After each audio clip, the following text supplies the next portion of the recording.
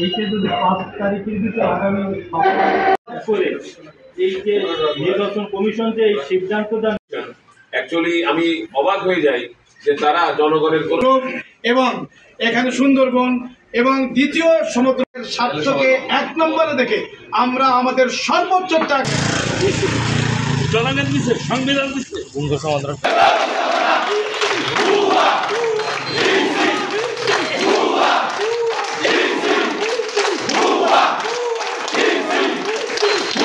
আপনারা ইতিমধ্যেই শুনেছেন যে বাগেরহাটে দীর্ঘদিন ধরে বাগেরহাটে 4টি সংসদীয় আসন ছিল। এই সংসদীয় আসনকে ইতিমধ্যে আমরা জানতে পেরেছি যে নির্বাচন কমিশনে একটি প্রস্তাবনা গিয়েছে, যেখানে বাগেরহাটের 4টি সংসদীয় আসন থেকে একটি বাদ দিয়ে এখানে 3টি আসন সংসদীয় আসন গঠন করার প্রক্রিয়া চলছে। আমরা এর তীব্র নিন্দা জানাচ্ছি। আজকের এই 300টি আসন সংসদীয় আসন রয়েছে। বিগত 17 বছরে আমরা দেখেছি তিনটি নির্বাচন কমিশনের মাধ্যমে সীমানা পুনর্নির্ধারণ করে একটি বিশেষ রাজনৈতিক দলকে 125টি আসনে তাদেরকে সুবিধা দেওয়া হয়েছে সীমানা পুনর্নির্ধারণ। জনগণের আকাঙ্ক্ষার প্রত্যাশার বিপরীতে এটা করেছে, দলীয়ভাবে তারা করেছে।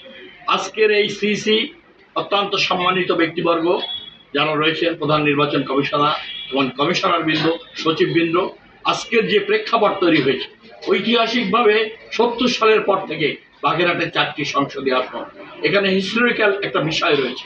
7 গম্বুজ মসজিদ, বে অফ বেঙ্গল, সুন্দরবন, দ্বিতীয় সামুদ্রিক বন্দর, আমাদের জাতীয় অর্থনীতির লাইফ লাইন। এখানে আমাদের জাতীয় অর্থনীতিতে জিবিটিতে কাঁকড়া বিদেশে এক্সপোর্ট করা, বাগদা চিংড়ি এক্সপোর্ট করা, চিংড়ি এক্সপোর্ট করা, কুচে এগুলো এক্সপোর্ট করা একটা বৃহত্তম জোন অর্থনৈতিক অর্জনের।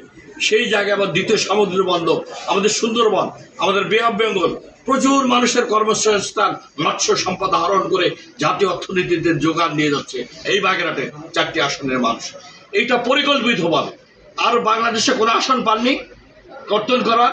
আপনি বাগেরহাটে 300 আসনের 4টি আসন, যেখানে হিস্টোরিক্যাল মর্যাদা রয়েছে, জনগণের আকাঙ্ক্ষা প্রত্যাশা রয়েছে। গত 17 বছর এই জেলার মানুষরা নির্যাতিত, কর্মসংস্থান, উৎপাদন, উন্নয়ন, সব সমৃদ্ধির প্রতিটি জায়গায় শোষণ বঞ্চনার শিকার হয়েছে। কর্মসংস্থান, আমাদের শিল্প উৎপাদন আমরা জাতীয়ভাবে যোগান দিয়ে যাচ্ছি, কিন্তু আমাদের প্রাপ্তির খাতায় শূন্য।